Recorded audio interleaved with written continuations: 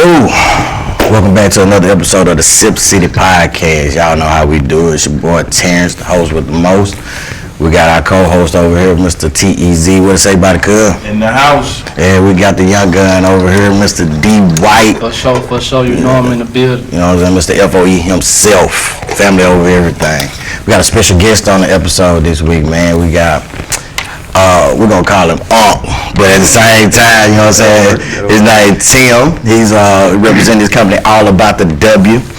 Yeah, so, you know, we want to do something a little special this episode and bring somebody in and let them get their voice heard about different things in the community and stuff like that. And welcome him to the Sipp City podcast. Glad to be here, guys. And you know, I'm very honored to be able to, you know, sit beside this man because he's one of a kind, man. Like, y'all hear me talk a lot about people that I know. You know what I'm saying? I'm showing y'all it's live in the flesh. It's here, but, you know, start off by, you know, telling people some of the things that you're doing, what you stand for, and what you got going on. Okay. All right, first off, like I said, the name of the company we started is called It's All About the W. And a lot of people have a misconception of what that W stands for. So I'm going to ask y'all what y'all think that W stands for. The win. That's it. That's it? That's it. That's it. All about winning. All about winning. All right. So he hit it right on the bat. So what we started doing is trying to motivate and encourage people to win in everything that they do. Because as a sports person, I play high school football, and we practice, we lift weights for one purpose, and that's to get that W every Friday night. Right. Now, we did 2-a-days, we did all that so we can go win a game. Mm-hmm. But now in our everyday life, we just give up. You know, people say I'm finna go on a diet, and the next day somebody bring a pack of Krispy Kreme donuts, and guess what? Well, I'm gonna start next week. Yeah, I mean, you know, so I try to encourage people that whether in your marriage, in your finances, whatever you put your mind to do, you got to be thinking about getting that W. So, just give you a little bit about myself and how this all got started. You say it started by accident, but sometimes people say ain't no accidents. But 2015, I was having health challenges. I'm right here in the Sipp. What's the name of the Sipp City. So I'm right here in the Sipp. And Mississippi is known for being at the bottom when it comes to health. Yeah. It is what it is, especially in the African American community. So I was in that same boat. Parents had high blood pressure, all that type of stuff. Right? So here I am, 2015, found myself overweight, had to get on blood pressure medication. Right? That is something I did not want to do being a young man in my 20s, because I know, well, I take that back, I was in my 30s, because I know what the blood pressure pills will do to you. Right. If y'all not familiar with it, I am. You be like this. Yep, so well.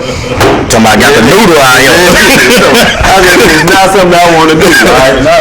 So I started making some changes, right? But I'll put it like this, and that's something that we all do. We make changes, but then we go back, right? So 2016, January 2016, I decided I'm gonna do a plant-based diet. Right now, I'm from I'm from the Sipp. Right. Born and raised on neck bones and chitlins. Right. And so for me to do a plant-based diet, it took a lot of determination. I put it like that.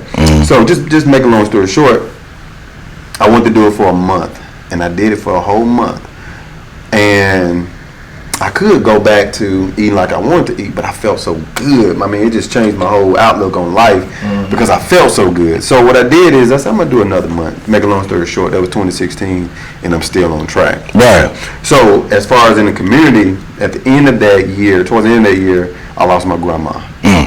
Now, what's so significant about that? I know there's a lot of people out there that has also probably lost a loved one due to diabetes, heart disease, different things like that. But what really struck me was that was my last living parent. No mom, no dad, no great-grand. She was my last living parent. And she died of a condition that could have been prevented. Right. So I said, here I am. I done changed my diet, and I have gotten rid of the blood pressure pills, the whole 9 yards. On the side note, just as we mentioned what the blood pressure pills are due to the men, we need to talk about what the plant-based diet I want you to do to the men, all right? Another thing I didn't say is that during that process, we ended up getting pregnant with our third child. I'm telling you, it's something about the plant-based diet. I'm telling you, you better try it. I changed your whole marriage around. But anyway, so what I ended up doing, I told my wife, I'm going to do a seminar. What you mean? But she like, all right, let's do it. I said, I'm finna try to save some people's lives because there's too many people dying from conditions that they can prevent. But a lot of times they just don't know. And so we got to the community, we started doing seminars, and hey, it just took off from there. And so our main goal is to get people to really think about your choices that you do when you eat, because we all know fried chicken and pork and all that, we know what it'll do. Yeah. But it's hard sometimes letting it go. Right. And so that's where we come in and try to motivate you. Hey, if you really love your body, love your loved ones, like you say, hey, start making a change. So that's kind of how we started, and we just been off to the races every chance I get.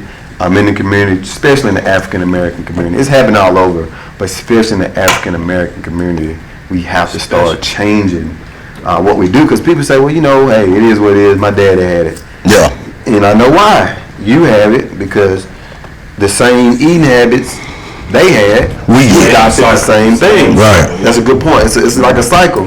So, and I'm a living witness that when I broke that cycle, so to speak, my health took a different route. You got me? So, but if people don't hear that and they don't believe that, nobody would change. Right. And it's interesting that you brought that up, because I've been looking at a lot of documentaries on Netflix, like What the Health, and it'll make you think about what you're putting into your body. Now, of course, I haven't taken the step to go plant-based because I haven't figured out what exactly to eat. You know, I like to eat. Love to eat. One thing I know about Sipp City, we're going to sip and we're going to eat. That's it. We're going to eat.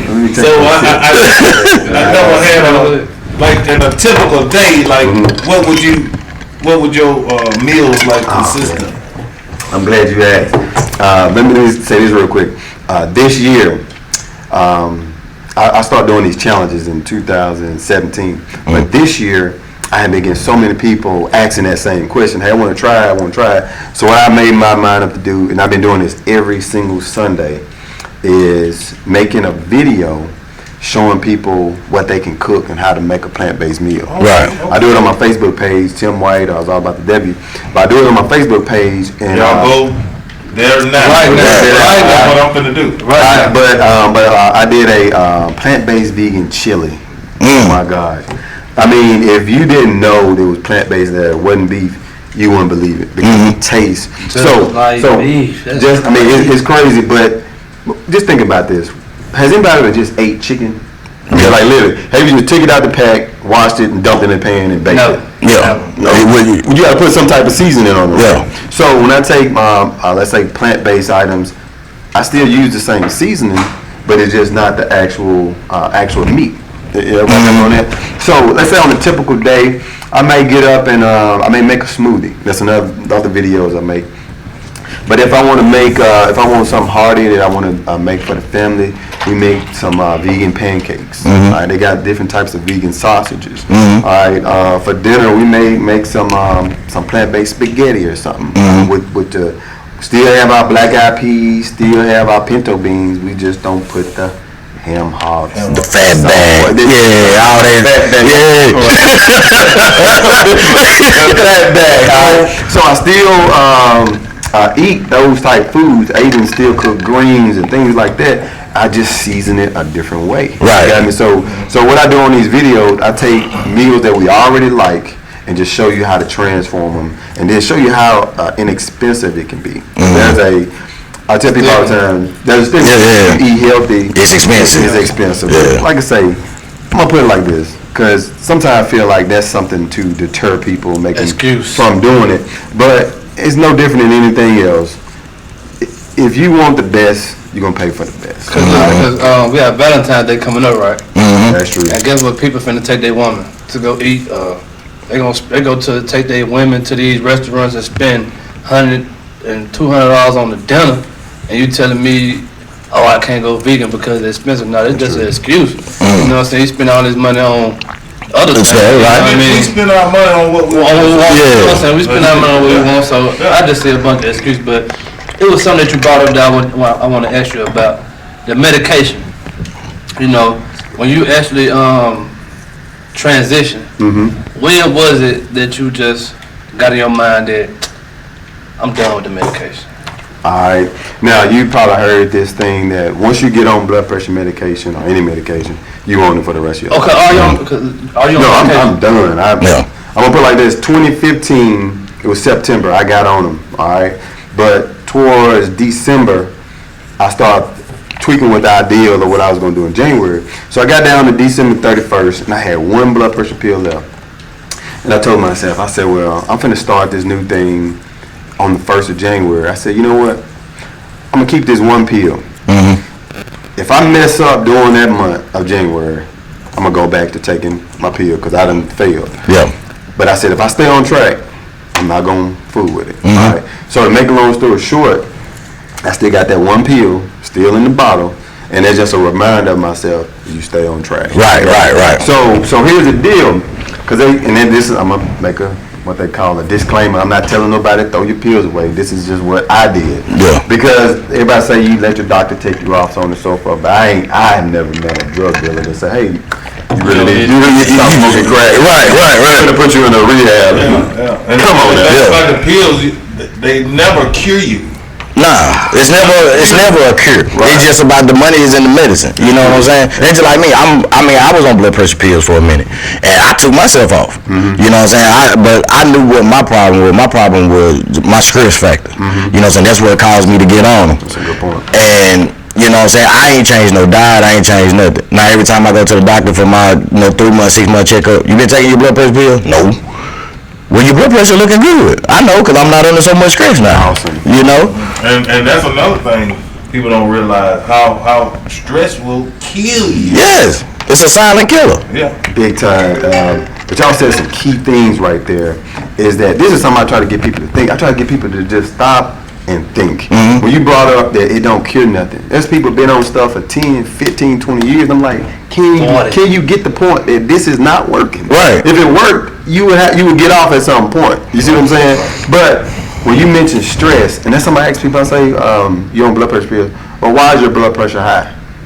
I don't know. I mean, so you finna take something and you really don't know the cause. If you get to the root cause of it, then everything corrects. That's it. You got me? And then here's another thing. If I ask the audience right now, what's a normal blood pressure rate? Everybody, for the most part, gonna say 120 over 80. Over 80. Yep. All right. Now, question: why is everybody gotta have the same? Right. You understand? Are we robots? I mean, what if a guy is 6'8", 420, and a girl that's a 5'3", a buck? 5, you know, both gotta have the same blood pressure. That don't make no sense. Think about that. Never thought about that. But like say, and now what do you think will happen? Here I tell people this all the time. If your blood pressure going up, it's going up for a reason. If I were to go to the gym right now and just catch a guy out there just lift and set him down and got his blood pressure rate, you know what it'll be? It's gonna be high. It'll be extremely high. Yeah. Right? So your blood pressure got to go up based off needs. Some people got low blood pressure. Yeah. You got me? And a lot of people don't talk about that.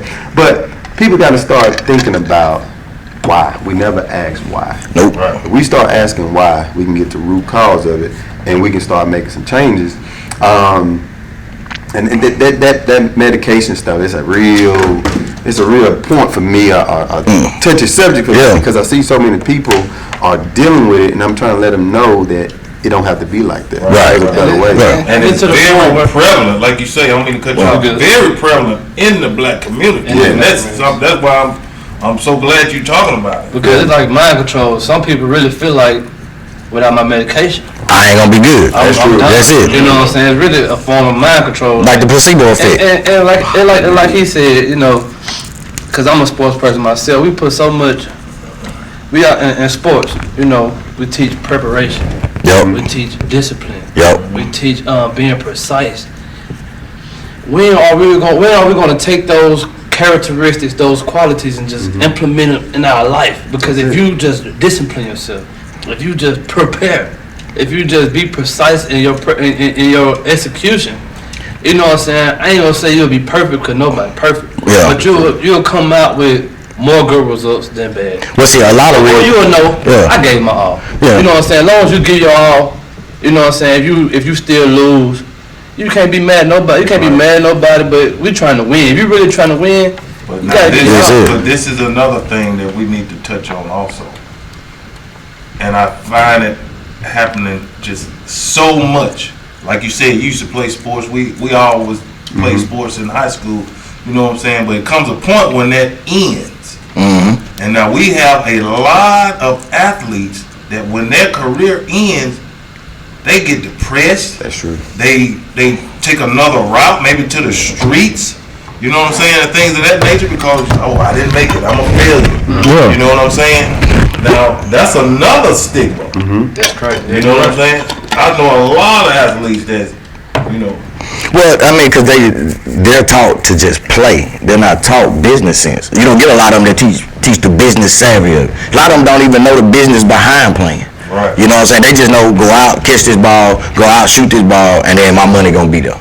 That's why you find a lot of them, they get robbed and stuff like that. But to speak what you was talking about earlier, where you was like, when are we gonna take those certain characteristics, those certain qualities and apply them to life? You get those that do, and the ones that do that are the ones that are taking their own personal accountability. They're not looking to pass the book. See, we get a lot of people that, I got high blood pressure because my mama had high blood pressure. Well, I mean, guess what? Yeah, your mama had high blood pressure, but do you actually think high blood pressure is hereditary? Or do they make you think it's hereditary? I think they make you think. That's what I think. Because see, my mama had it. My daddy had it. My daddy had diabetes, but my mama didn't. Okay, I look at it. My brother had diabetes, or they said he was diabetic. Only because he went to the doctor 2 times and the glucose was high.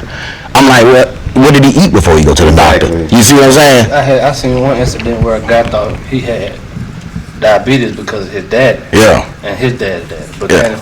come to find out later on in life, that wasn't even his dad. Yeah. Wow. You see what I'm saying? Wow. So it's crazy how you think this, but I'm looking at this, and I really want you to tell me. Man, I get this a lot. But y'all just brought some key points. I want to hit on that too. But since we're talking about this now, I call this my winning water. Winning water. Now, this is a great segment to talk about this, is that a lot of Americans are dehydrated. Yep. A lot of times we don't drink a lot of I don't water. even know that. And I knew that if I were going to beat high blood pressure, so to speak, I started studying.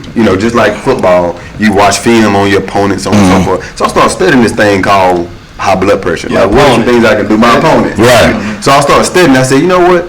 I don't drink a lot of water. And sometimes you could just be dehydrated, cause your pressure to go up. Yeah. So I started drinking water, but I was like, I need to add a little flavor to it. So I started doing research, and I saw that lemons could help cleanse the body. Yep. All right. And then I started doing research on ginger. And that leads me to another thing. A lot of Americans are constipated. All right. Say, out of the cancers, lung cancer is the #1 leading cause of cancer death. Right? A lot of people say breast cancer, but it's actually lung cancer. And number 2 is colon cancer. All right. So there's a lot of Americans that are backed up. If you're going once a day, you may want to get that checked out, especially if you're eating 3 or 4 times a day. Yeah. You only eliminate one. Anything that takes in, gonna have to give out. That's it. Sometimes people may only eliminate 1 time a week. Yep. And that's some real, you're really backed up. So I said, well, okay, ginger is good for the digestive system. And then the last ingredient in it is, so you got lemons, ginger, and then you got cayenne pepper. And the reason why I added the cayenne pepper, because it's good for circulation, getting blood to flow. And so I said, I'm just gonna put it all together, and that's what I was gonna start drinking to kind of help myself keep clean my body. So I call it my winning water. Now, what do you do for somebody like me that absolutely hates water? I hate it. Even if I put lemon and all that, I may drink it, but it's something I probably ain't gonna keep. I don't drink no water. All right. No. Any. You probably dehydrated. This nigga walking dead. Do you eat fruits? Very seldom. Alright, now, I'll tell you like this. If you do eat fruits very seldom, there may be a favorite fruit that you may have. Alright. Now, what I do these challenges. I call it the Rebuild Your Temper Challenge. But in that challenge, I do these, because there's a lot of people like yourself that just don't really like drink water, but they like fruit. So I say, well, you can do what they call infused water. So you take your fruit, cut it up, kind of like we did here, and put your strawberries, your pineapples, and it'll give it that flavor. Yep. You got me? So there's a way, I ain't gonna say trick yourself, but kind of, you're getting the water in, but you're getting the flavor of that fruit in it as well. And kind of make yourself good. Now, I see a lot of people that drink, how many glasses you supposed to drink a day? 16? It's really based on your body weight, though. And that's the point. The rule of thumb that says to drink half your body weight in ounces of water. So if you're 200 pounds, cut it in half, drink 100 ounces of water. All right. Or another default is just try to get 3 liters. Yep. Right? But normally it's based off your body weight. I'm gonna start drinking water. Honestly, got you. I'm ready to. I like your. I mean, I'm ready to win. Especially when you have a lot of alcohol intake. There you go. Yeah. That is a dehydrator within itself. You know what I'm saying? Number one, you dehydrated. I'm rehydrated. It ain't that you don't like to drink. It's just what you like to drink. That's it. But like a lot of people don't even know, man. Like if you wake up in the morning, the first thing you do is drink you a glass of water. Man, look, your body will perform so much better because you're waking your organs up. You know what I'm saying? Most people wake up, go brush their teeth, and they hit the dough. Or they drink something like caffeinated, like coffee or something like that. You know, really and truthfully, caffeine ain't good for you. It's one of the biggest dopes out here. You know what I'm saying? Sugar's another thing out here. That's one of the biggest, like, addictions out here that people don't realize. But there's also good sugars though. There's natural sugars. That's a good point. Like what you was talking about with fruit and stuff like that. That's your natural sugar. And for people that got diabetes and things like that, I always get this question, but you eat fruits and all this, aren't you afraid of the sugar? And I said, well, let me just make the difference between the two. If you just take the sugar that we used to use, we all from the Sipp, they make the Kool-Aid. Right. You know, back then you get the pitcher and you put about that much. Yep. Put 2 packs in there. Yep. We thought they were heaven on earth today. Man, what? They good red Kool-Aid. Get this Got that on flavor, it's red and that purple and that green. But that sugar is just white sugar. And at the end of the day, it's really a drug. You know what I mean? Because I heard one guy say this. I think it was, I don't know if y'all familiar with the Dr. Sabi. Yeah, Remember him? yeah. But he was saying that if you take the way they make cocaine, you take the plant, you reduce it down to a compound, and it becomes an addictive drug. Right. Or was it Dr. Africa? It's 2 different guys I like to listen to. But anyway, he said the same thing when you take the sugar and do the same thing, it becomes an addictive drug. Right.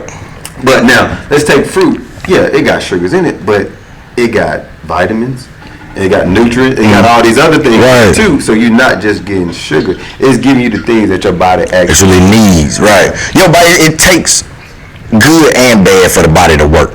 But the bad is gonna be that's what they call toxins. It's gonna be leaked out through your waist, through your skin. You know what I'm saying? Sweating, that release toxins out of your body. You know what I'm saying?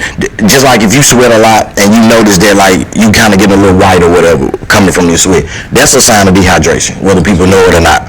You know what I'm saying? watch your urine too. Yeah. Your urine strong yellow. Like some it's apple juice or something like that. Yeah. Yeah. Want to check that out. That shit smell like asparagus. Need some water in your life. Man, but just being here with you guys, man, it's just something I really like to do to reach people in general, but definitely African American men, because if it's okay, we talk about this. There's another problem that's affecting a lot of us men. All right. Y'all out there, how you do it? Now you want to come? Now, let me take it. I was ready to get back.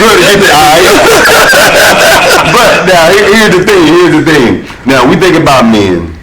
There's studies out there that say that as early as, let's say, 23, that men are starting to have to use what's the right term for it? But sexual enhancements drugs. Right? Because as early as their 20s, this is becoming a problem. They say that the porn industry has increased. So you got the use of stimulants, and the porn industry is going up. So they let me know that there's a lot of men that are having problems. And all I'm saying is it can be corrected. All right. And so, like I say, doing research on how to beat the blood pressure, I stumbled upon that, hey, certain things that help the blood flow can help the man's blood flow. It's a muscle. You want blood to flow To your muscle. everywhere, right? And that's one muscle men will actually make sure that muscle works. Right? My leg may not work, but doc, can you make sure? Make sure this ain't going nowhere. It's so serious to the point, some people feel like, including myself, if that muscle ain't working, Kill me. Go put me in the grave. Depression too, all right? So you just think you got a couple and they've been together and now he can't perform. Right. Now he's thinking, oh, she must be getting it from somewhere else. Right. You mean all kind of stuff is going through his head. Now he felt like a failure. But like I say, as far as blood flow, I started doing research and I found out that it could actually be a heart issue. Right? A lot of people don't know that the number one killer of Americans is heart disease. Right. It's over 2,000 people die every single day. Daily. Every single day from heart disease. Now you got the stuff going on in China and all this. That's nothing compared to what's happening in the United States. It ain't like this month. No, it's every single day. This how many people are dying from heart disease. So the point I'm trying to make is sometimes the problem is a lot deeper than what people think. They think it's okay, it's just I'm not getting hard no more. No, it may be something deeper than that. Right. But just taking that pill ain't gonna solve it. And truth be told, I found out that the creation of, I say, Viagra was really something that they was trying to cure blood pressure. Right? But they found like, ooh. What do you do? It make all that blood flow to your head. So when I switched to a plant-based diet, and I joke about this all the time because my wife started with me when we started out, but we was eating like rabbits. We eating rabbit food, and I be doggone, but we was acting just like rabbits every chance we got. Watch out now. Watch out now. We speaking from a man perspective, like what about on the Female side. female side Oh man. when it comes to Now there's there's a lady, Solangela. She does a lot of videos about this, but she talks about vaginal dryness. Oh yeah. Different things like that are affecting women. Where she always joke and say, "Women, y'all need to start taking care of yourself and stop acting like you got a headache. No, you ain't got no headache. You got some things going on." Yeah. All right, so as far as see, it ain't just It ain't just that. So when they say they got a headache, to the sip. So I'm telling they you. say they got a headache. It could It's be some other issues that need to get looked at. They could be. just not be in the mood. Nah, it ain't no just in the mood. It ain't working. It's natural. We're Something supposed going on. to. You know, so that's something natural. We're supposed to be all What ready to do. I'm saying, yeah. If you're It's just like in eating. the mood, and if you eating right correctly, you ain't set up an 6 piece of That's fried true, chicken that's true, and all that. You out here leaking vegetable oil out down there. Like, it's true. Hey, man, what? Man, why it smell like KFC? Why is it so tangy down here? That thing done locked up. Hey, you know what I'm saying? Like, look, but hey, look, ladies, let me tell y'all something. If y'all need his or her KY, you sick. Okay, good. What's the lady's name again? It's Solangela. Before we leave, I'll try to make sure I get it. Yeah. Go to her site. She does these steam cleaning, where she steam your vagina or whatnot, but get everything pure. But she also try to educate women on changing your diet. All right. But what I was getting at with my wife, but as she started changing, I mean, her mood started changing. I mean, it was literally like, I mean, because keep in mind now, I didn't say this, but I was pushing 220. I'm about 170 something right now, but I was pushing 220 overweight, and just being honest, just being real. There were times where we just had to keep trying until things got right. Hey, I can speak for myself. I'm being honest. I mean, there was times where it was like that, but when I started transitioning to that plant-based diet, and as I stayed on track, staying hydrated, I mean, there'll be times she'll just give me that look. And You ready? You ready? Back like And then, boy, 16. and she said, "Boy, you done got your mojo back." Hey. You got that mojo back. But like I said, at the same time, as we both were changing our diets, I mean, she started feeling better as well. So of course, we want to change our diet for health, but I'm just saying it has so many other benefits. Right. And like I said, a lot of men need to know that. Now, don't get me wrong. Now, I'm born and raised here. I know how hard it is to stop eating certain things. So that's why, as I mentioned, my goal this year is just show people how they can gradually take them baby steps. Because to expect somebody to just throw it all out the window, I mean, that's tough. Yeah. Right? So that's why you got a lot of plant-based hamburgers and plant-based chicken fingers and stuff like that to kind of curb people off the meat, but they can still kind of get that flavor, and then from there they can kind of I was about go to from ask there. you, what do you? I mean, you get your proteins from the plants? Yeah. Ladies and gentlemen, if I had a penny for every time I heard that. No, if anybody out there watching that ever went on a plant-based diet, I mean, that's a serious question. A lot of people ask, Where do you get your protein? Where do you get your protein? Now, one thing I always tell people, I eat a lot of beans, I eat a lot of nuts, I eat a lot of seeds. All right, and so I'm getting my protein. And so as I start doing research, I start wondering, like, hold up, how much protein do we really need every day? Because I mean, y'all probably have seen it, but I've never seen nowhere in the news where they say, well, a lack of protein killed him. Right. If you only had 2 more grams. Right. And you got to die from a lack of protein. Yeah. I'm telling you, I'm talking about all he needed was a mite of protein. He would have been out. That's the leading cause of death, lack of protein. But I think, me personally, I think it's just a marketing thing to make people feel like they need. And most time when people say protein, they think meats. All right, and so it was this one of them documentaries I saw that you saw on Netflix. They was showing like this big gorilla and all this, and he's sitting there eating berries, and they was like, where did he get all his protein? You understand what I'm saying? So I'm like, that makes sense. A lot of the biggest animals, even the big cow that we love to eat to get protein, is out there grazing on the grass. You got me? So as I started doing the research, I just realized that you just eat. Just eat what you like, and let's just see how things go. Like I say, it's been since 2016. Here I am, 2020, and I have not withered away due to lack of protein. Right. So I think it's just a myth. But like I say, let me say this real quick too. Fear is a lot of what's holding people back. As y'all mentioned about people that's been on blood pressure pills, or I'm not just, I keep saying blood pressure pills because that's something I dealt with personally, but there's a whole host of pills that's out there, but it's that fear that if I don't, I'm gonna die. Right. And it's that fear that keeps people in bondage, basically. And when you were saying about how things run in people's family, and people say, well, I'm just gonna have it because my people had it. But I ain't never heard people say, well, hey, poverty just ran in my family. Everybody was broke. So. Right. No, keep that job. I'm good. I'm gonna say broke because it's just in my family. Brokenness run in my family. Right. No, you're gonna do whatever you can to get what you want. But then, like I say, when it comes to health, we have that. And here's another misconception or delusion that I had when I was on blood pressure pills. Like, I can still eat this stop because I'm good because I'm on my pill today. I took my pill today, so I'm good. Man, you setting yourself up for death. Right. And that's what it is. And hey, there's a whole nother topic where we can talk all day on the side effects. And when we said that heart disease is #1 killer, cancer #2, medical error is #3.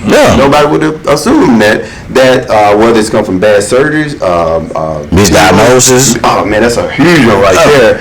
They see the X-ray. It could have been anything on there, and they say you got a spot now. You're treating somebody with something they never even had.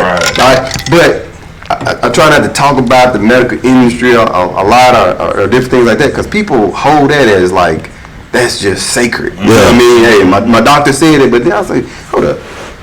Just go take a look at your doctor. Go take a look at the doctor and the staff. Now, what do you think they're gonna get you? If they are having the same issues, they on the same medication as you. Right. What do you? That's just like you going to a fitness instructor and this man look like. Give me somebody. Andy Reid. He goes Andy Reid. I'm gonna try to get a 6-pack. Man, get your third one out of here. You understand what I'm saying? So now you're in here with this doctor. Of course he's gonna tell you to take the pills and all that. And one thing I didn't say is that when I had that one pill, by the time I got to my 6-point checkup, kind of like you, they was like, hey, you must be doing something right. Keep taking your pill. It must be working because your blood pressure looking good. I never told him that I wasn't taking it. I just sat there like, wow. I tell my doctor, I tell him every time y'all give me something, y'all trying to kill me. But let me that's one thing, because I know we brought up talking about how your wife has transitioned. So how did you necessarily get the kids? Because how did you necessarily get the kids to transition into it? Go ahead. I can answer that. Just they gonna follow your lead. Yeah, that's true. They're gonna follow your lead. Now, you can go ahead. How do the kids respond, and how do they, you know what I'm saying? To begin, when I first started, I said this is just something I'm doing. All right, so I would still cook meat and stuff like that for them. Because I love to cook. If anybody know me, I love to cook and feed folks. So I said, well, hold up. I need to give my children healthier too. All right. So that's when I started making spaghetti. But when I started, I did my spaghetti a different way. Did you trick them? Honestly, when I first started, I didn't eat a lot of the plant-based alternatives. I didn't eat the plant-based patties, the plant-based chicken, so on and so forth. I stuck straightly with the basics. So that beginning spaghetti was, they toughed through it. I had black beans, black rice, and pasta sauce. The beans was the meat, the rice was the pasta, and then I had the sauce. But I seasoned it to where they liked it, right? And so that's when we started buying the plant-based tenders, where it looked like chicken, but it's not chicken. Right. So they started to get on board with it, and then they kept hearing me do these talks and do these seminars, and now they start asking me, Daddy, are people really dying all this? And then it got to the point, it just blessed my heart. We was at some event, and we went to a Ace, and they was giving out free hot dogs. And they got one at first, and they got to the truck, and they were just sitting there looking at each other.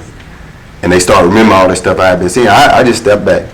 We got to the gas station, both of them got out, put that stuff in the garbage. I said, okay, it's starting to stick. Yeah. Like I say, going off my lead, because when I started showing them what the hot dogs is really made of, it started to stick at a young age. I got a 9-year-old, 6-year-old, and a 3-year-old.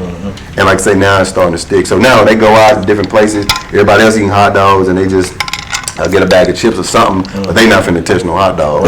And it ain't me just hounding on them, it's starting to stick. Now they're making their own decisions. It's just they are educated on it. Some people, like I say, some people use that as something to kind of deter them from making the transition. Oh, I have kids.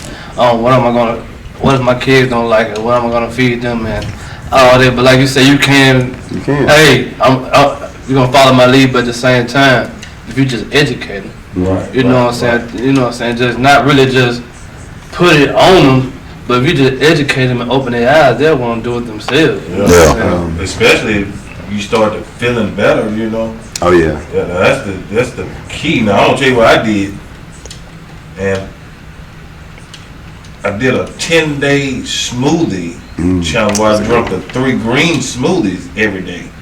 And now I'm gonna tell you, I felt great. I felt wonderful. I was telling Terrence, how good I was feeling, after I did that.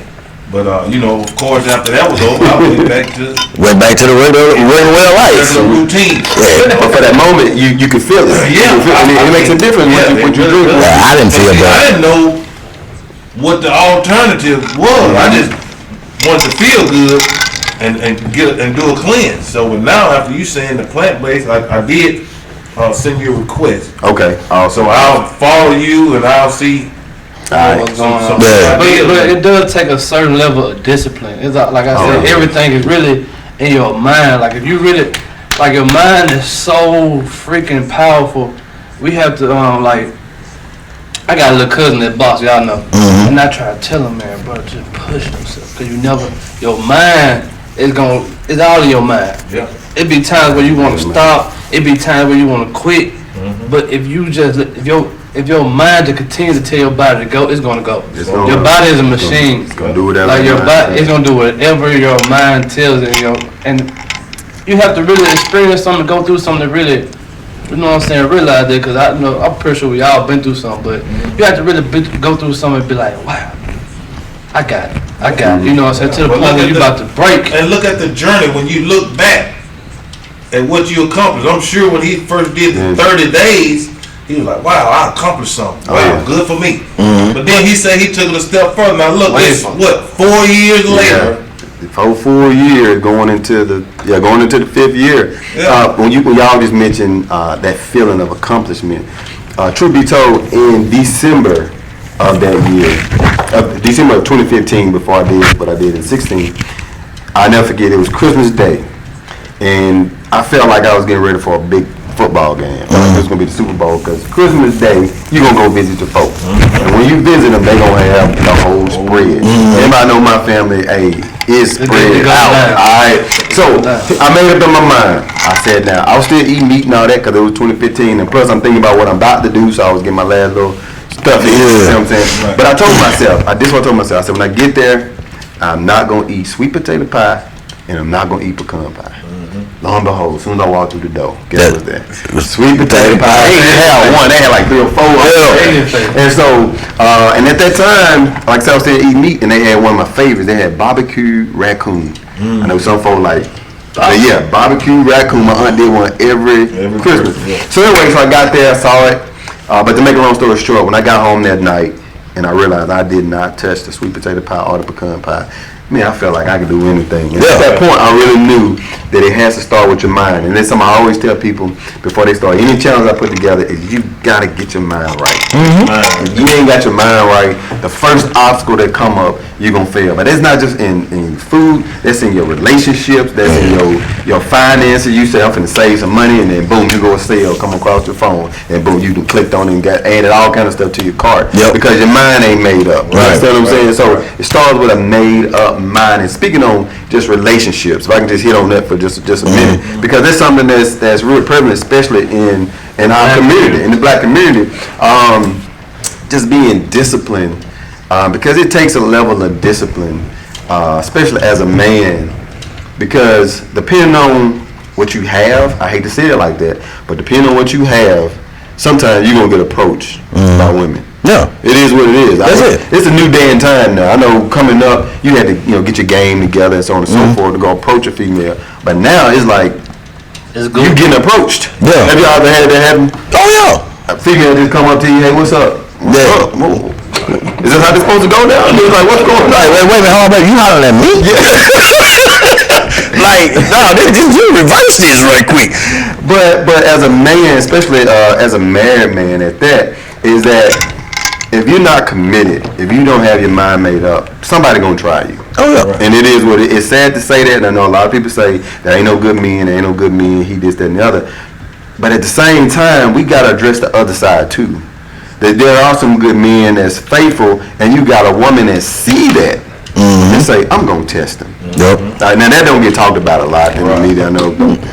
We hit it on. We hit it on this show. That's good. That's good because that we we get get looked learned. at as women bash. Yeah, we get looked at as chauvinists. No more than what they say about men. Yeah. But I'm not saying that to bash nobody. I'm just saying as a man, you got to be on guard because there is a type of woman out there that will see you happy and all this and will still try to get you. Yeah. You understand what I'm saying? And it is very important, especially in all communities. I put it like that, is that families stay together. Because I grew up in a single parent home. And I know how it is, how tough it is, for one thing, being in a single parent home. Right. But now I'm a husband and father. I know how important it is to show my son how to treat a woman. Right. To show my daughter how a man's supposed to treat a woman. You know what I'm saying? And now that's setting them up to see a good, healthy relationship. But one thing people don't realize is that starts to shape the community. Yeah. Because really the community ain't nothing but a bunch of families. That's it. You understand what I'm saying? So if the family structure can get tight, and I hate to say it like this, but it's the truth. It starts with us. Yep. It starts with the men. Now, there are some people that have grew up without fathers that have became very successful. All right, very successful. So I'm not saying a woman can't raise a man or a child by herself. That's incorrect. That's false. But the stats have shown that, as far as the statistics, when men are not in the home, that's where you see a lot of the dropouts, things like that, when it comes from not having a father. So I always encourage men to be there for your children, be there for, even if they're not together, still try to be there for your children. Right. It makes a big difference. And I know when we talk about men, we always think about, you know what I'm saying, be there for your children as if the boy needs a man to look up to, but it's more critical. It's more critical for a young lady to have their father in their life, because it can.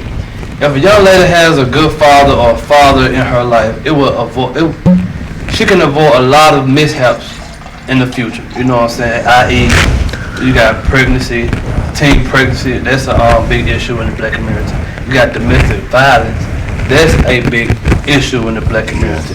And I think that all stems from, you know what I'm saying, a man not really being in the household as a young lady, because she will know what type of respect a man should have, you know, or you'll know what limits not to push a man, because your dad is gonna show you. You don't push me to this point because, you know, there's consequences behind it. Yeah. Some women don't look at a man and, oh, I could push him to his limit and there ain't gonna be no consequence. That's how females think. They think they can say whatever they want and do whatever they want, push a man to his limits because, oh, there's no consequence that come behind it. No, if you had a father and you know, okay, when you push your daddy to this limit, it's consequences behind it. Yeah. I'm pretty sure with your daughter, if TJ mess up and Zion mess up, it's going to be consequences for both. Right. Not just TJ because he's a boy. Mm-hmm. You know what I mean? So I think that's a big issue, but something I did want to hit on too. I'm not sure if it's a stat for it somewhere, but I'm just going off what I see. Mm-hmm. I see a whole lot more divorces than I do see marriage today. You know what I'm saying? Over the last couple of years, I have heard more people say they get divorced than they say, oh, we getting married. That's because marriage is trendy nowadays. I don't know the statistics. Yeah, well, I don't know the statistics, but I'm pretty sure. I think It's high. It's high. Yeah. It's almost to the point now. It's like For every marriage, is almost 3 divorces. 50% now. 50%, yeah. Now I can just get my own spin on it. Like I said, I don't know. Nobody know the exact cause, but like I say, one thing, it is trending. Yeah. Sometimes people just want to get married, but some people going at it with the wrong expectations. Yeah. What they think a marriage is supposed to be, and most people are getting their ideal of marriage from something they seen on TV. There you go. You guys see what I'm saying? So Marriage boot camp and all that type of stuff. Love me. You love hip hop and all that. What's one of the mother shows? Housewives of Atlanta. Tyler Perry movies. Yeah. Diver, Mad Black Woman, anything. But they may not have been in a household to actually see how marriage is supposed to operate. Right. And there is no one out there to teach people. Because years ago, there would be men teaching young men how to be men. Right. There'll be women teaching young women, hey, this is how you take care of your house. This is how you cook. I just said a cuss word. But this is how you cook. There you go. All right, but this is how you cook. You know what I mean? This is how you do these different things. And like I said, men knew how to cook too. And like I said, we're living in a different generation now. The expectation some people once had, it's a new ball game now. That's it. You know, because now you got 2 people working in the household. Yep. Back in the day, the man went and worked all day and the woman stayed at home. Right. Now you got both of them working. So now they may have to come together and say, hey, you cook on this day, you get home before me. And the man got to say, all right, let's do what we got to do to make this It's thing a partnership. Yeah. It really is. And now for me and my wife, we said we're going to do this thing how we going to do, and it's going to work for us. Right. Because people start trying to put their own perceptions on you. Right. Y'all should do this. Man, you stay over there and let us do what works for us. I'm so glad you brought it up because we get a whole lot of, you know what I'm saying, criticism. We get a whole lot of questions because, okay, something that we hear a lot is finances. And something that I get is, a man's supposed to pay all the bills. That's old stigma. Man, a real, you know what I'm saying? Our generation get, I don't know what men raised y'all because you asking a woman to go half on any bill is damn near a sin. Like, baby, you know what I'm saying? You got some women that make more than, you know what I'm saying? You got some women that make more than the man. And it's kind of hard when, you know what I'm saying, a man, you making more than me, but I gotta pay for everything. Like, I thought we was a partnership because, you know. Well, and then too, that plays into not picking the right partner.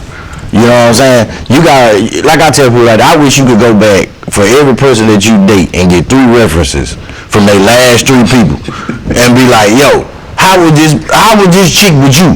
But like, you know what I'm saying? Like, if you get the same answer for them same 3 dudes, you might want to move on. Get 3 You know what I'm saying? Gotta get 3 references. It's just like a job application. You get it. But if you got these women, you know what I'm saying, these young ladies who were raised by these parents or whoever raised them, a man's supposed to take care of you. A man's supposed to pay all the bills. They getting all this put in their head. That's true. You know what I'm saying? What else they gonna think? You know what I'm saying? They don't want to hear what you gotta say. Well, baby, that just, you know what I'm saying? I understand what you was taught and this and that, but this is the situation we dealing with. We got this and we got this. Let's handle it like this. Nah, you supposed to do this and you supposed to do that. Like, who made a cookbook? But like he said, every situation will be different. Yeah. Now, if you in a position where you can take care of all the bills and everything, Right. then you probably should.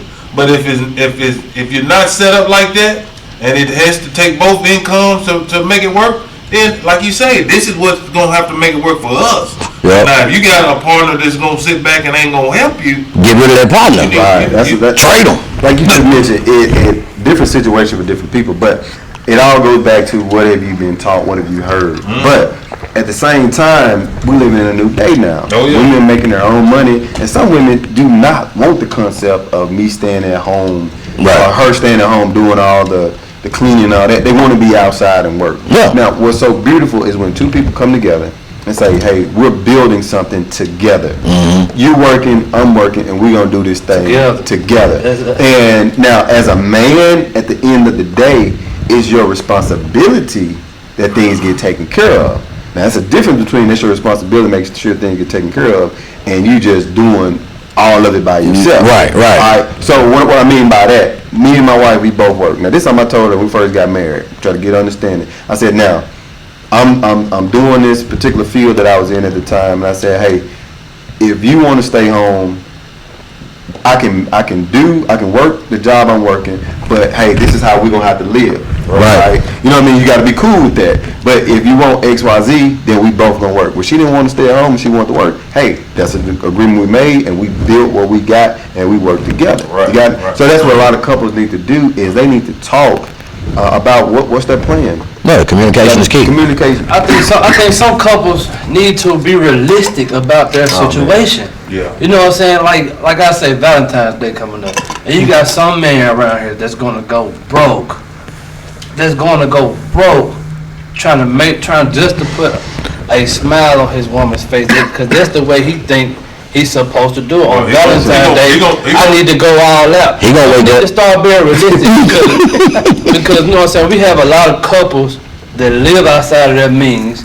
That buy themselves stuff they shouldn't be buying themselves. That buy their kids stuff that they don't, kids don't even care nothing about. You bought your kid this $200 pair of shoes that he gonna mess up in 3 days, and now you behind on your light. You got an X4 extension on your light bill. I think that doesn't make any sense, and we have to start living in reality and start trying to live within our means, because I don't know where this stigma is coming from, where people believe that, you know what I'm saying, you got it, spend it, hey, you work hard for it, spend it, live your life. That mindset had to come from somewhere. Yeah. That's why I said, Somebody had that mindset. They done watched or seen something. So when it goes back to a relationship, when it deals with money, and they say the reason why a lot of people are having divorce, they say the number one cause of it is money. Fights. Yeah. Fighting over money. Fighting over money.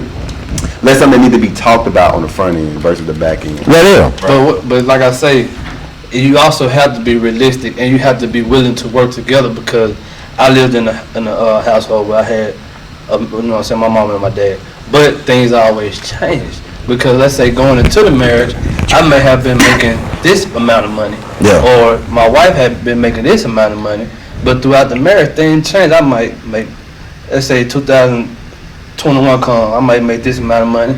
2021, it might go down. Babe, I need you to, you know what I'm saying, babe, I need you to help me out a little bit. You made a little bit more money this year. Help me, you know what I'm saying, let's help each other. Yeah. You gotta be willing to work together. Let me say this real quick. And I know This time I get sometime too is, if both of them work, should they have one account? Or should she have her account, he have his account? And I always say, whatever works best for them. That's it. Now, it could be a situation where he got his own account, she got her own account, but then we got one account where we put a lot of stuff in to take care of bills, and then you got something that you can play with, she got something she can play with, but then we got something that's taking care of the bills. At the end of the day, is whatever works for that couple. Right. Every couple is different, every situation is different. Yeah. And I know you gotta go, man. Yeah, we're gonna take a quick break. I want to appreciate you. I want to really appreciate Man, look, I love it. from my heart. I love it, man. Giving us this I'm gonna information. tell you, welcome back anytime. Just pop up. Just pop up.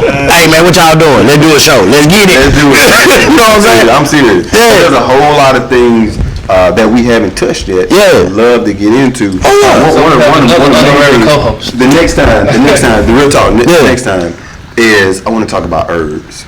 Let's get it. Yeah. Because we started a nonprofit where we go out and actually help communities start to grow food. Yeah. That's something that's lost. Even that's a concept that we can grow food in our backyard. Right. A lot of times that's just like, really? Yeah. We can do that in our backyard. But just the power of herbs and how that can affect your body, we definitely got to hit on that. Oh yeah. Tim White for the win. Y'all tell you, it's all about the W. Y'all go check it out. Facebook. What you on Facebook? Facebook, I think got an Instagram, and that's all right there. That's all right there. Facebook, Instagram is all about the W. Everybody who watched this, everybody who looking at this right now, Facebook, go to his Facebook right now. It's tons and tons of information on there that's helpful to, especially, I know we got our white people out there that really support us, but especially our black people. We got to save ourselves.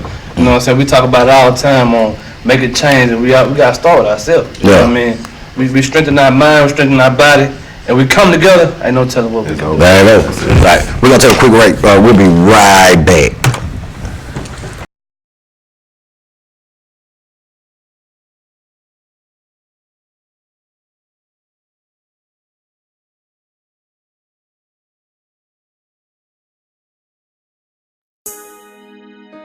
I've been working for pain that I've endured, things that I've been through. You see my way through, so I say thank you. Early in the morning, we on the move. 5 o'clock, we on the news. 6 o'clock, we making bail. Done left the jail, and we on the cruise. Them old Buicks, them Cadillacs, living out the Chevy like a motorhome. Folk really don't care about where you from when your residence is a broken home. Don't know my father, he dead and gone. Don't know my mother, she's never home. Picked up a habit, then became an addict just to cope with the times I was left alone. Was a good kid dreaming of a better home. Like good self-service, I never wrong. Was a good hair feeling, I was better gone. Now I was right, but I'm never wrong. The path that I chose and I thought I was focused without being sober. Had lost my composure, detached from the hip, distract from the holster, caressing the trigger. I thought it was over. But now that I've woken, been given a chance, I feel like I'm chosen. The misguided soldier, receiver, redemption, atoner for actions and words I've spoken. Can't erase the past, try to ease the pain, but can't take it back. You know I hate to laugh when you chasing stacks, so you pray to cast and no faith in that. So you trust the Lord and He will test. So I'm waking up and I feel stressed. But my grandmother always said to me, boy, if you're waking up, then you still blessed. I wanna thank you. Everything that I've been working for, and all of the pain I've ever endured, all of the things that I've been through, you helped me see my way through, so I say thank you. Everything that I've been working for, and all of the pain I've ever endured, all of the things that I've been through, you helped me see my way through, so I say thank you. It's gotta be a heaven when there's hell here, from poor health care to this welfare. And these politicians say they love the kids, but then they vote just like, who the hell cares? See, this war on drugs and do shit for me, but keep my uncles in the penitentiary. But my neighbor's daughter, they got raped by the sheriff's son, no conviction. She just had her life distorted, and the rapist's child was aborted. Plus the sheriff's cousin was a local judge who called her a whore out in public. At 14, that was a tender age. She would speak hate and you could feel her rage. No lie, I cried when I thought she died from an overdose. She tried to kill the pain, don't question you, and I tried hard, but that night I'm crying now, why God? See, I've known this girl since first grade, and these are the worst days of her life, Lord. Couldn't blame her, she told me she lost faith, lost appetite, so she lost weight. Her parents moved and I counted the first 1,400. 61 of those lost days. For 4 years it was eating me. Small world, I ran into her recently. I didn't notice her, but she noticed me, and she made the choice to come speak to me. For the first 2 years she couldn't sleep at night. Now she smiles so bright you can see the light. She's blessed, 2 kids, a master's degree, and a committed husband that treats her right. She says thank you. Everything that I've been working for, and all of the pain I've ever endured, all of the things that I've been through, you helped me see my way through, so I say thank you. Everything that I've been working for, and all of the pain I've ever endured, all of the things that I've been through, you helped me see my way through, so I say thank you. Everything that I've been working for, and all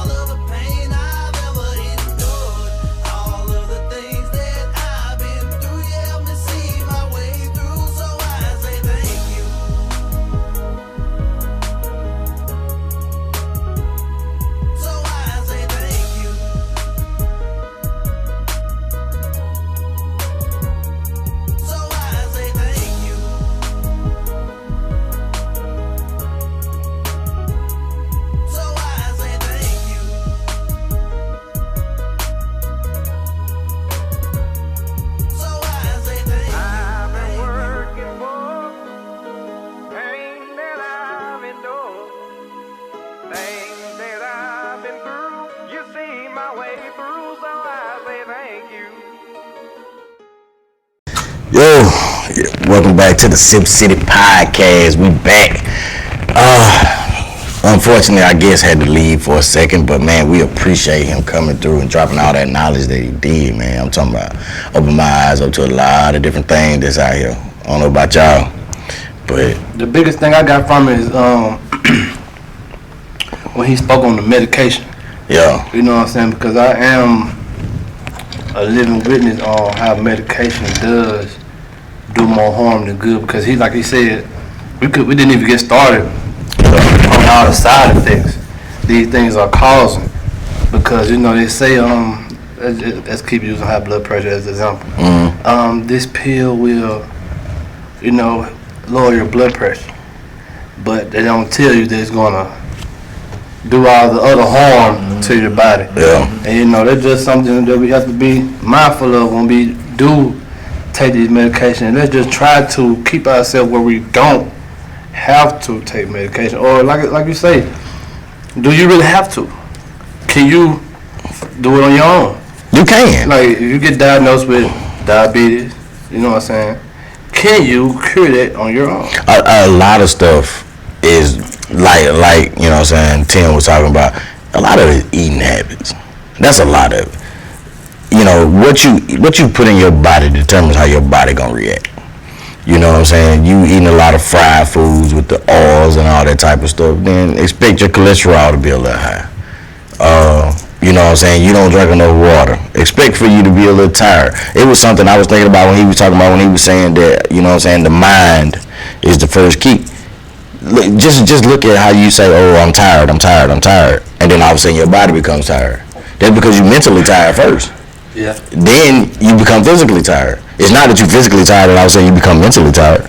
You know what I'm saying? Because look at people that can't sleep because their mind steady wanders, or they steady pings because they got ideas and all that type of stuff. Yeah, their body is resting, but their mind is not. So at the same time, really and truthfully, your body is really not resting. That's why you wake up, you be tired in the mornings and stuff like that, because your mind ain't resting. Well, me, as a lifelong non-water drinker and a non-pill taker, I don't take any medication. Only medication I take is right here. Yes, sir. But now, what he did open my eyes up to is that I will, from this day forward, start drinking water. I realize that there's going to be a lot of complications. I mean, I feel great. I feel good. I don't drink water. But you know what I'm saying? If I need water for survival, then why would I not do what I need to do?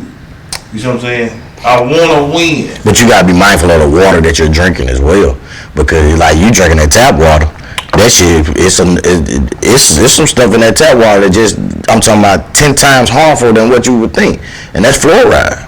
The same shit you see your toothpaste, you brush your teeth with. Everybody think like, oh, I brush my teeth, you know what I'm saying? But I don't eat a lot of sweets, but I still got cavities. It's the fucking fluoride. Can't you not? But see, I'm not a big proponent of bottled water either, because look at the way they producing that plastic. I'm gonna have y'all scared to drink anything. But I would rather get a filter, and drink tap water out of the filter versus going buying this water that they ain't did nothing but basically Filter it. Yeah. filter it and pour it up and then charge you an arm and a leg. We had this conversation. You're really paying for the bottle. You paying for the bottle. The way the bottle looks, okay, it looks like they tell you, oh, this came off the rocks. Yeah. And Colorado. this shit made in the factory.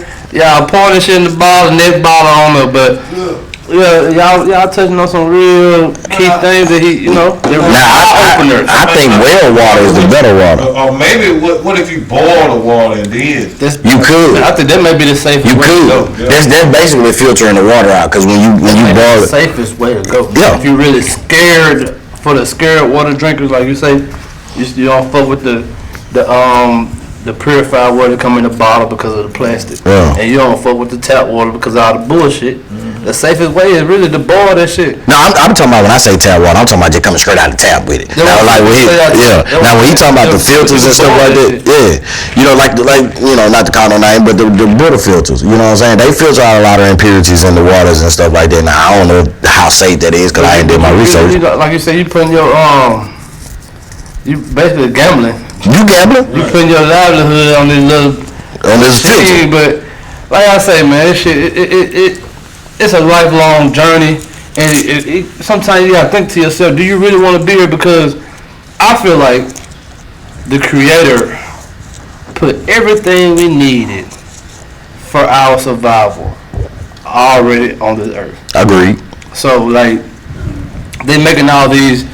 I wish we could. Like he said, he want to come back and touch on the herbs, and we're gonna get to that. Yep. But people don't understand why you taking these medications that's made in a lab somewhere, in a scientific lab where they mixing shit together and really experimenting with your body. Basically, it's already stuff that would cure you or help fight whatever battle you're fighting on this earth. Natural. Yeah. You got natural herbs and natural things that come from the earth that's designed to help out your body fight these toxins. And this is what we really should be putting in our body, especially coming from where we come from. You know, our diet, it didn't consist of a lot of meat. We ate a lot of vegetables, fruits, you know, things of that nature. We didn't eat a whole lot of meat coming from the regions that we came from. But that's for one, because animals were sacred. You know what I'm saying? Animal flesh is just basically, they thought of it like human flesh. You know what I'm saying?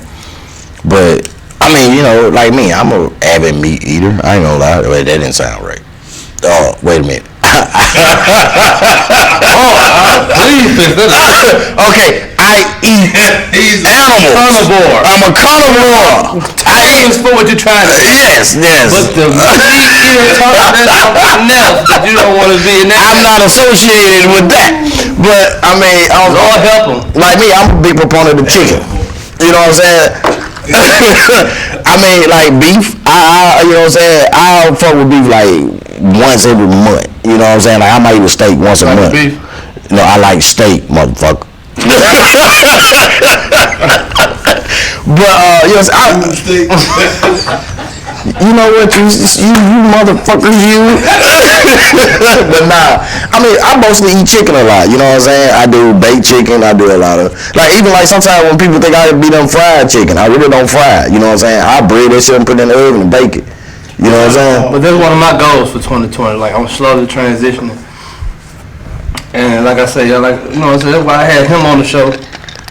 Because like you know what I'm saying, we talk this shit. I'm really interested in going to check it out, because I really want to transition to maybe like starting out. To slowly do it, you know. Like replacing 3 meals a week. That's what I was thinking. That like during the week, you know what I'm saying, no meat. Yeah. You know what I'm saying, just straight. And I guarantee it'll make you feel better. I know it's gonna make you feel better. Like I said, when I did that 10-day cleanse, I didn't drink, I didn't smoke. He'll live a result. You see how man, he told me he was. Are you 220? Yeah. Had health problems. Yeah. You know what I'm saying? He took his life in his own hands. Like, okay, nah. And I'm gonna tell you one other thing. What he said on day one of the 10-day cleanse challenge I did, I drunk 3 smoothies a day. That's it. Breakfast, lunch, and dinner. I drunk 3 green smoothies. Day 1, I went to the store. I said, man, fuck this. I went and bought me a 6-pack of tall can Budweiser and a pack of Newport. And I got back to the house. I was finna pop one. I said, no. I said, you can do this. I said, it ain't for 10 days. I said, you can do anything in 10 days. That was a hurtful ass 10 days. And I put that daggone barrel in the refrigerator and put them Newports up, and I didn't touch anything. I know, that was a hard ass 10 days, boy. I'm talking about I ain't had nobody drink it. I'm just sitting in the garage and looking like this motherfucker decided when he want to get healthy. Now while I'm going through things. Look, I needed a drinking buddy. When they say, misery need a partner. Yeah, I needed some company, but this motherfucker wanted to be healthy. Then I like it how he spoke on, because I'm not gonna lie, we all cannot lie. This is a problem in relationships.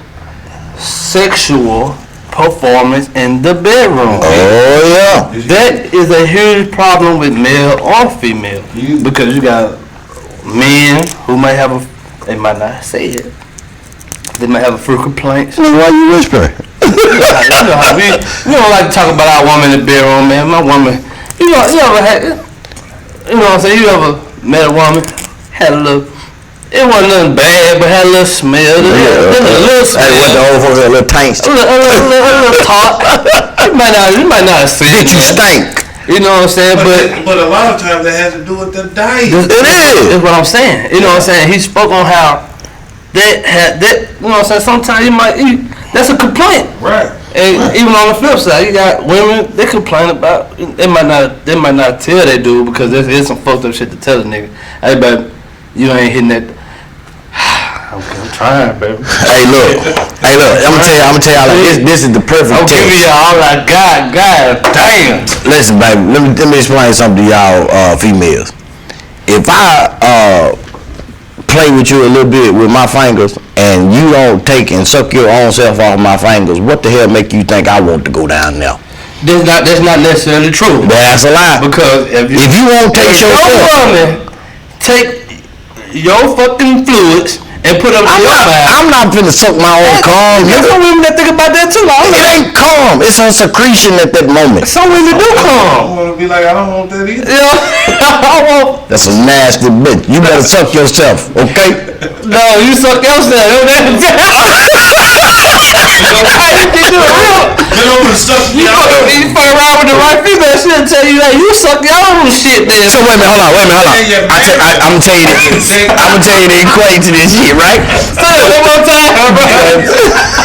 Yeah, your mammy to suck your dick. Boy, you crazy. Hey, watch it though. How many of y'all motherfuckers done had your goddamn dick sucked and then turn around and kiss the bitch right behind? Hey, ain't nothing. Hey, look. That's the same shit. Listen, let me tell you. That's the same shit. Let me tell you something about my dick.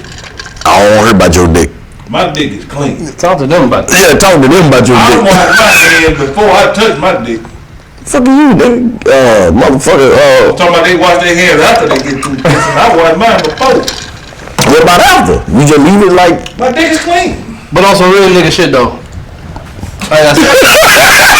But on some real nigga shit though. That shit serious because like I don't want to say it while he was here because like, you know. Yeah.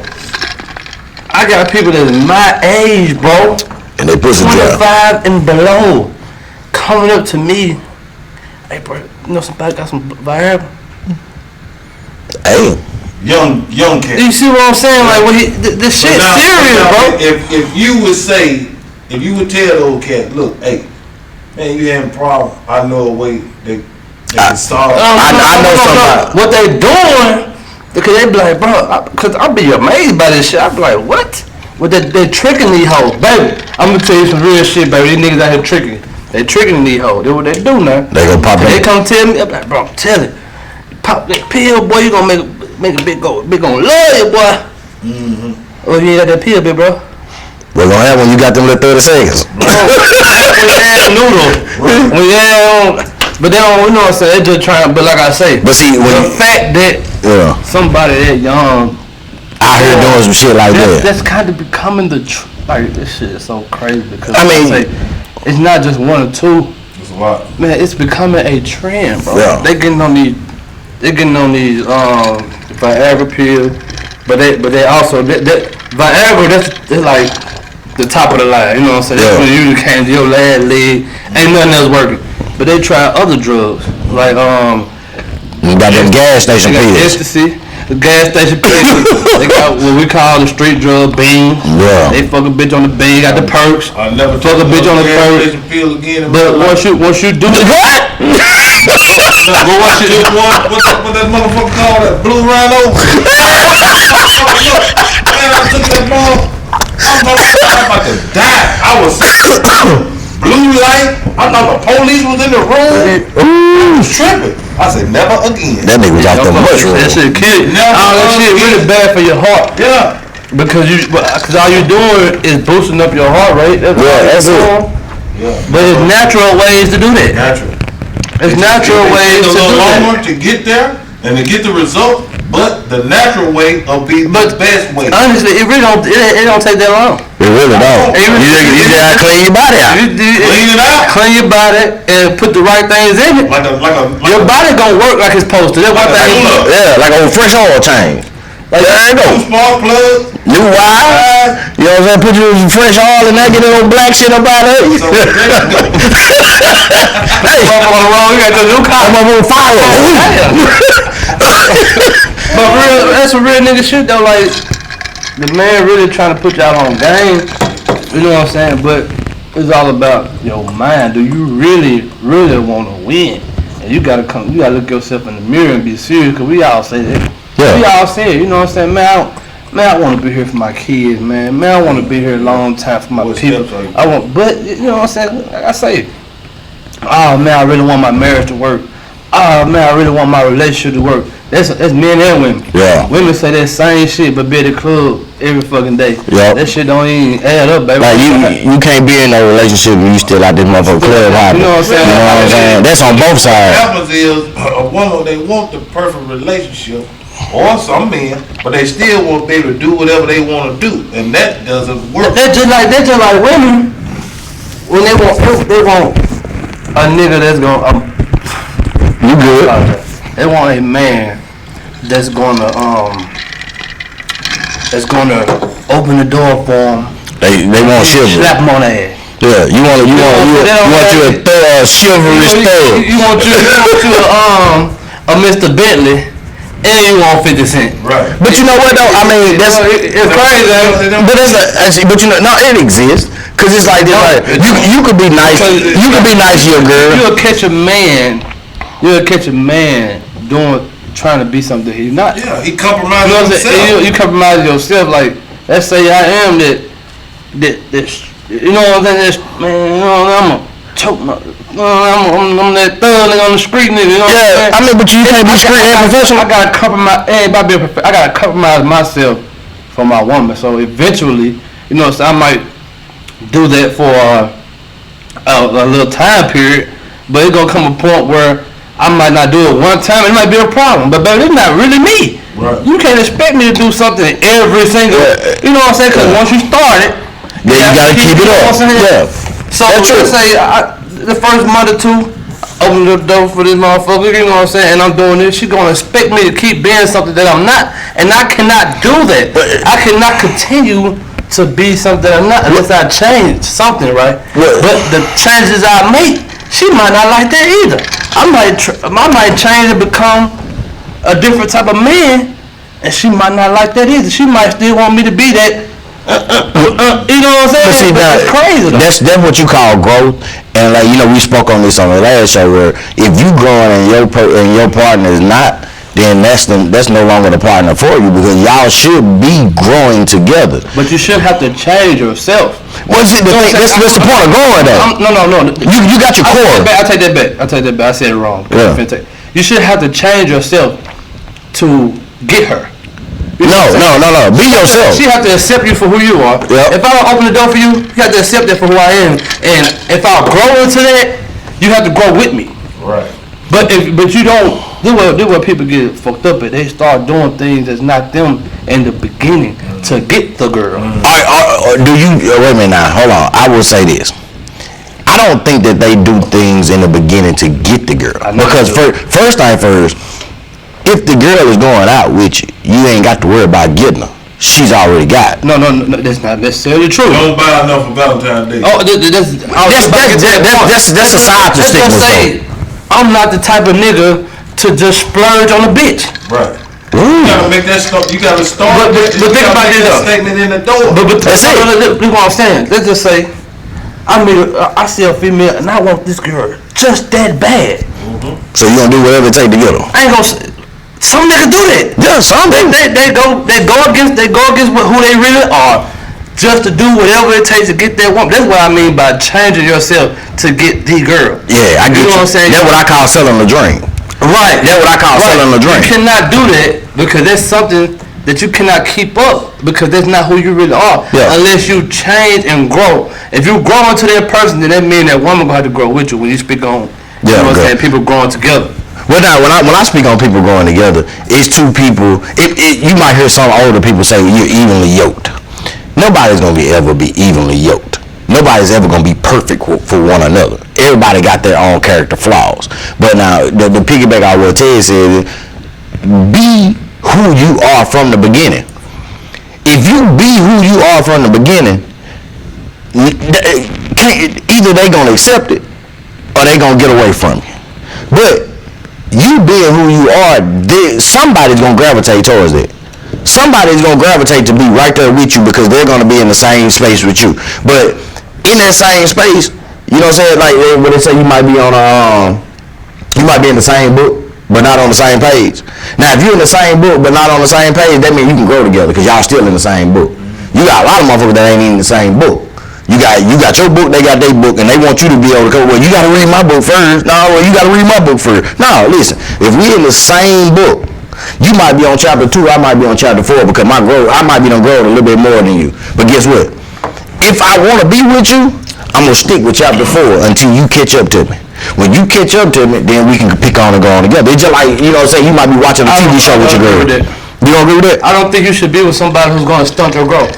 Not necessarily stunt your growth. They're not stunting your growth. You just allowing that. If you stuck on chapter 4 waiting on her to catch up to you, what you really doing? No, you can help her along. Yeah. You know what I'm saying? It's just like I speak on something that I don't really talk about a lot, but I speak on something just like the Masonic neighborhood or the Masonic organization, right? Like being a being a third degree Mason. I can't talk to a second degree Mason like I would another third degree Mason, right? You know what I'm saying? Because that third degree Mason, me and him on that same level. But now if I gotta bring myself back down to talk to a second degree Mason. You see what I'm saying? Because that second degree Mason don't know the third degree yet. So that's why I'm saying I'm a third degree. But for him to get to where I'm at, I gotta drop myself back down. You do. And then to get him up to where I am now. Now we all on the third degree together, we can move forward together. But this is what you know what I'm saying? Don't take this the wrong way. I do not speak for all people. You feel what I'm saying? Right. Everybody not the same. I'm just telling you what I see. So it's just something that I see, you know what I'm saying, especially with people my age and below. You got a lot of people who get caught up. For one, you got a lot of people that really don't know themselves. True. And then you get a lot of people caught up in trying to be so many people to the point. I'm pretty sure you reach a point into the person you are now today, you too. Mm-hmm. I'm pretty sure you hit a point in your life where you just had to chill and just really do some soul searching. Right. And really just figure out who the fuck am I? Right. What the fuck am I doing? What do I want to do? Right. Where am I going? Right. Where do I want to go? Right. But that's why I encourage everybody to, while you're young, I'm not gonna say play a field, but kind of really just try different things because you never know what is for you. Right. Like I had to go through a couple of bad experiences to figure out, okay, this is what I can put up with. This is what I can't put up with. That's growth. This is what I can deal with. This is what I can't deal with. But you got people that's 22, 23, 24, 25 that already think they know themselves. But even if listen, don't be ashamed if you are 27, 28, close to 30, and you still in that stage where you're trying to figure yourself out. Don't be ashamed because everybody has to do. Everybody reached that point where, damn, I really need to figure myself out because I thought I maybe thought I was strong enough to handle this, but this shit kind of broke me. Yeah. You know what I'm saying? My 20-something-year-old self. And yourself right now wouldn't even recognize each other. You see what I'm saying? Yeah. You got some people that 2 and 3 years old already know. Think, I know myself. I know what I want. I know, you know what I'm saying? I know what type of female I like. I'm finna get this girl. She showing me everything. She showing me everything I like. Everything they think they like, but they don't even know that this. They get themselves too involved, too invested in some shit, and now they can't really get out unless they really have to. They gotta really start over. And some people are afraid of starting over. I'm one of the people. I'm not gonna lie to you. Because that's not easy. It's not easy to start over. But this is what happens. Especially when you got a lot of time invested. This is what happens. If you do get in that relationship at say 20 years old, and y'all get married or whatever. That 20-year-old, y'all been in a relationship for 10 or 20 years. Y'all totally different people. Of course. And I'm not speaking just because you get married at 20. That does not mean it's not going to work. That's why I say you got some people that get lucky. You know what I'm saying? You got some people that get lucky at age 20, 21. They meet that person and they really meet a person that's on the same level of discipline. That's really all it takes. Honestly, if you really want to make your shit work, if you got a partner that's willing to discipline themselves as much as you're willing to discipline yourself, that's all it takes is two people that are willing to work. But what you see most times is you got one person that really trying to make it work, and you got another person that really acting like they're trying to make it work, but really not, because they were trying to make it work. They won't have that side nigga they still have, or that side female that they still have. They're gonna say, they're gonna discipline themselves, because you got some people that say, I really want to make it work, but they still fucking with the side bitch. You know what I'm saying? You can't do that. Now, my mom and dad been married since 1959. Damn. Nigga, you tell me your age. How many years is that? I ain't telling my age. Damn, what about 60? Damn that. Shit, 60. Not on 70. Shit, goddamn. In 2019, that's how many? Damn, Nigga, that's bad. We can't add this shit up, bro. I feel like That's 70 years. that damn near. If it ain't 70, Is not it 70 years?70. Shit. 60 to 20 is what? Let's see. 1960 to 20 is what? 40 to go to 2000. Nigga, we actually sitting here trying to do math right now. 60 is 61 years. That's why I say you're knocking on 70. But 61. But now, in those 60 plus years, that's a whole lifetime. Do you not know That's it's been ups and downs in that? fights. I'm talking about. You know? It probably been times where your dad or mom came in the house and just couldn't stand the sight, but they disciplined themselves. Right. This who I'm with, and we're gonna have to make it work. Made it work. wait a minute. Because like you say, it's growth. It is along growth. the way, and then you got, you know what I'm saying? People get this stigma on. That's why I hate when a motherfucker get too caught up into me or like me too much too early, because shit don't change. I might be doing good right now, but I really go through. Listen, one thing about life is in the Bible. That's why I don't understand how people that be caught up in their Bible be expecting this perfect life. Like in the Bible, it say you will always go through trials and tribulations. Always. So people that be expecting this perfect life, the first thing they do is question God. Question the Bible. Oh Lord, if God really loved us, then he wouldn't have this happen. He told you in the Bible that there will be always trials and tribulations. That's the whole point of life. But you see me right now, and it's cool, but I got trials and tribulations ahead. You do also. There's gonna trials and tribulations when you really go through shit, whether you want to admit it or not, it changes you. You become smarter. It's you supposed to. become wiser. Right. You become it's either gonna make or break you.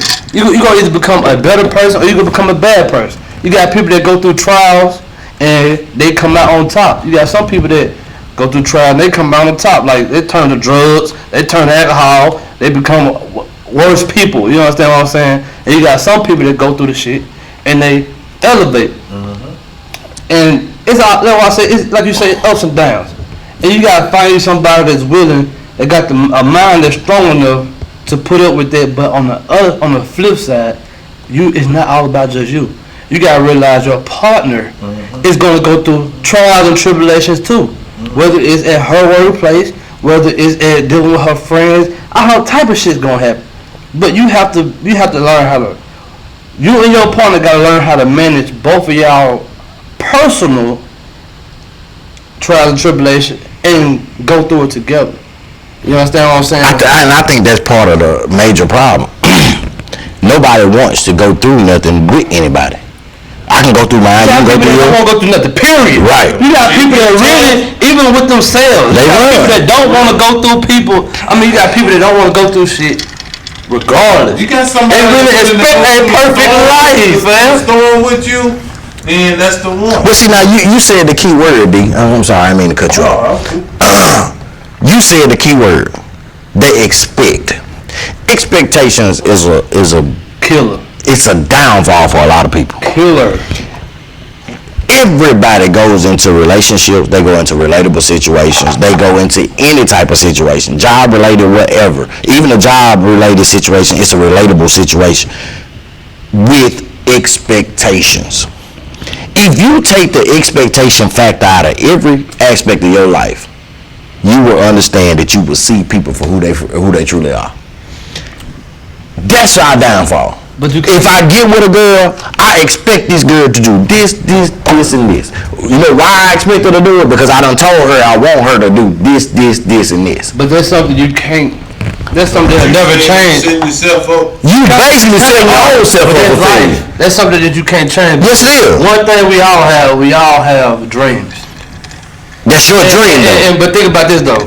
I'm pretty sure when you were younger, you visualized how you wanted your life to be. Okay. It's an expectation. You know what I'm saying? You always visualize, you always dreaming, and you always, you know what I'm saying? Even though, let's say I want something, but just because things don't go your way, don't mean you have to quit. That's what people do. It's okay to have expectation, but when things don't go your way, that don't mean you just give up, quit, or whatever. You still have to fight for. Let's say I wholeheartily agree. I do. It's okay to have expectation. No, what I'm saying when I speak on what you're saying too. I speak on that. People don't know how to handle disappointment. People don't know how we don't know how to get stronger off our losses. I don't understand where people get this shit from, where they just expect roses all the fucking time. Right. Even if you're a farmer, it's gonna be a season. Somebody gonna grow. Shit. Right. That don't mean you just say, oh man, fuck it. You know what I mean? You just prepare for next season. You know what I mean? You just prepare. It's all a learning experience. Fuck this growing shit. But see, now that's a lot easier said than done because when you go through that trial is hard. And like you said, a lot of people don't know how to deal with it.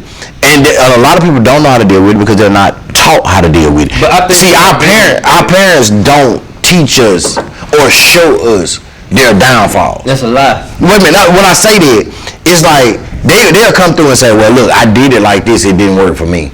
But, hey, that's your life. You do what you want to do. That's a fucking lie. Nah. Because I seen my mom never take no for an answer. But the thing about it, society today has made us so weak to the point where I know for a fact that people today could not go through what the fuck they went through. Oh no. You know what I'm saying? Our parents and our grandparents. I know some women right now that just complain about so much bullshit, but my mama went to work, took care of the house, took care of this, in the yard, all that shit. You know what I'm saying? My mama did that shit. Right. And I don't know a woman right now that ain't gonna do that shit. That speaks on what Tim was talking about earlier. I'm talking about this gonna do that without no complaint. My mama didn't complain. Right. My mama didn't, you know what I'm saying, especially around us. Now, she might not have complained around, but she had a confidence. I'm pretty sure she had her time when she, you know what I'm saying, had to dig deep. You know what I'm saying? But she didn't never do that shit. She never displayed no weakness. Yeah. You know what I'm saying? She never showed no weakness. And I see so many people today, women and men, that show so much weakness. Right. They got so many people that's giving them cop-outs, mental illness, don't say that around this person. Let me tell you one thing they're doing right now. You know what I'm saying? Dealing with the military. Don't you know they can't even cuss at you no more? Yeah. And that was part of the process. That was a part of your motherfucking ass. That was part of the. So now, that was the part. What they say now? Man, that just can't. It's the world's so weak. And it all started. Like I said, I think it was a government plan. You know what I'm saying? They saying that, man, black people so strong. Let's make them weak as fuck. Not weak physically, weak mentally. Break them down. Let's get all these doctors to keep making a bunch of excuses.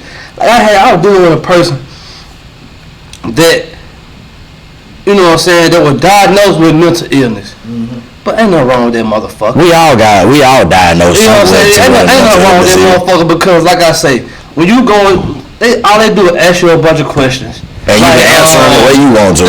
Like this, something like this, sir. Have you some so broad? Have you been having thoughts of hurting somebody? Yeah. Hell, man, I'm crazy though. Right. Just because a nigga said something to me the other day, I'm gonna punch that in the face. Right. I thought about punching him in the face. Have you ever been depressed? Have you Yeah, I've been through depression before. have you when the last time you didn't have 8 hours of sleep? Yesterday. But that was because I was up doing something though. They don't mean I'm crazy, but that's all they do. They base their diagnosis off some broad ass questions. Because they, you know what I'm saying, when I came back from Afghanistan, they did the mental evaluation. Yeah, with you, that's something you technically have to go through. That's something you gotta do. Call deep But the breathing. way they did it, they don't. Okay, now, if you really want to do it for real, you really have to monitor a person to really know where they mind is. Yeah. You know what I'm saying? You can't just ask them no. You just can't meet a person and ask them a question for 5 minutes and okay, I know this person. This is schizophrenic. But see, guess what? That's the stigma of doctors. When you go to a doctor, that's just like my daddy used to say. When you go to a doctor, you diagnose yourself. You see what I'm saying? You go in that motherfucker and they, what's wrong with you? Well, my throat itching, you know what I'm saying? I've been stopped up, you know, I got a nice little cough. Oh, you got the flu. They write you a prescription for the flu and you go. That's the same thing with mental illness. You actually diagnose yourself by the way that you answer questions. They give you a little smile, a little smiley face calendar. Where were you at today? Well, I was at number 7. Well, you know, that could be bipolarism. I'm just using that as an example. Right, yeah. You know what I'm saying? But the thing about it is, it's all a mind game. We know that. You know what I'm saying? Relationships, mind games. I don't know that. Yeah, they do. Last time I They know talked to that it. son, They just use it. they didn't even touch me. When the last time you had a motherfucker hit you on the knee with the little thing to make sure your reflexes go? They don't even do that shit no more. Like this son of a bitch.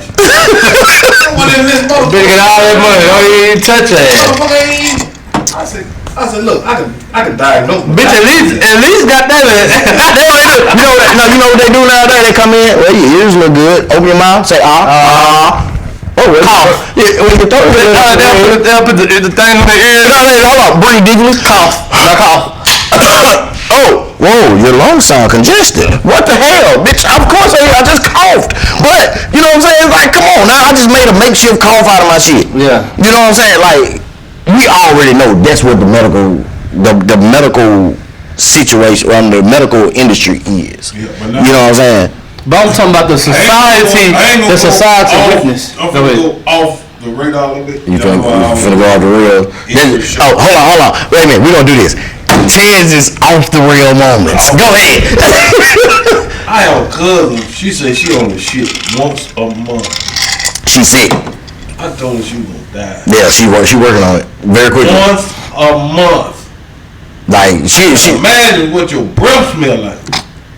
her innards You are got a fucked up. pipeline or shit. Has she been to the doctor? No, That was Has she been to the doctor? no, cause they would have gave her a suppository or some shit.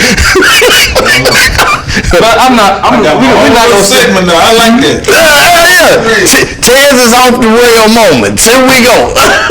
Yeah, but I don't want to sit here and you know they gon' bad. I gotta be politically or societal correct. No, I mean society. So weak. I'm not trying to bash the medical field, you doctors, nurses. Don't No, I look talk at shit me- to you, Don't look motherfucker. at me like I'm just a fuck nigga, cause I'm not. You know what I'm saying? I'm just basically speaking on what I see. Now, you show me something different, I'm gonna have something else to say. Shit, when I walk in the doctor's office, they say, "Well, what's wrong?" I don't know. Figure it out. That's what they supposed to do. Figure it out. That's what you went to school for. Figure it out. Do what you're gonna, cause get what? See that motherfucker, Dr. Bill gonna be so motherfucking high. They gonna run all kind of tests and shit. You got to do your blood work, your urine work, all that type of shit. Motherfucker told me last time I went to the doctor, they say, "Well, hey, your glucose was kind of high. We need to check that the next time you come in." I said, "Of course it was high. I drank a Kickstarter, ate a crispy, goddamn, what you call it, a rye crispy treat before I came in that motherfucker. Of course it's gonna be high." She was like, "Oh, well, yeah, that makes sense. Okay, well, we'll see you next time." Boom.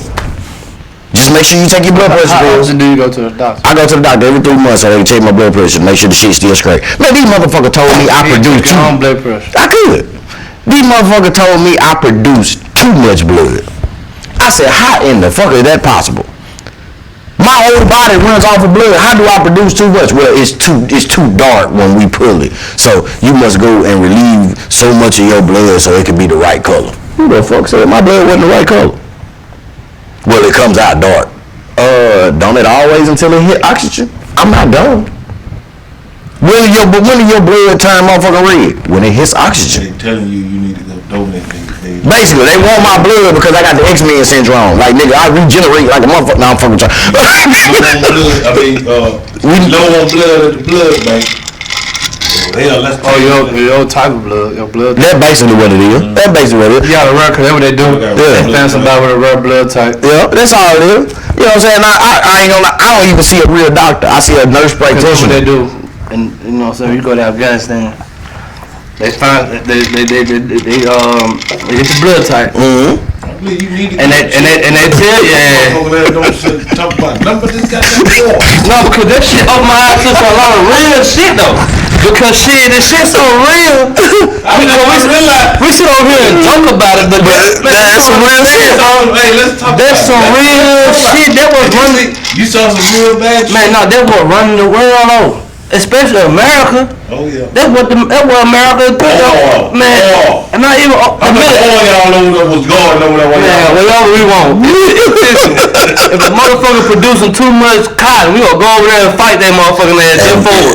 If cotton is shit, Whatever we need. that's it. What the fuck we low on? Shit. Hey, look, Come on with us. hey, look, we need some opium. What fuck? We going to Afghanistan and China. We finna fuck them up. Let's get it. Why do you think we in Afghanistan?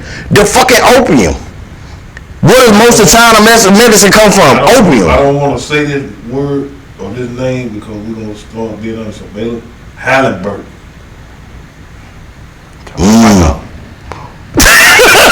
Ladies and gentlemen, this has been another episode of the Sipp City podcast. We are gonna wrap this one very quickly, and I like the way this nigga made me have to wrap this bitch. But we gonna wrap this motherfucker. We gonna come at y'all next time, man. Hey, look, we out there, bitch. We out this motherfucker. Sipp City.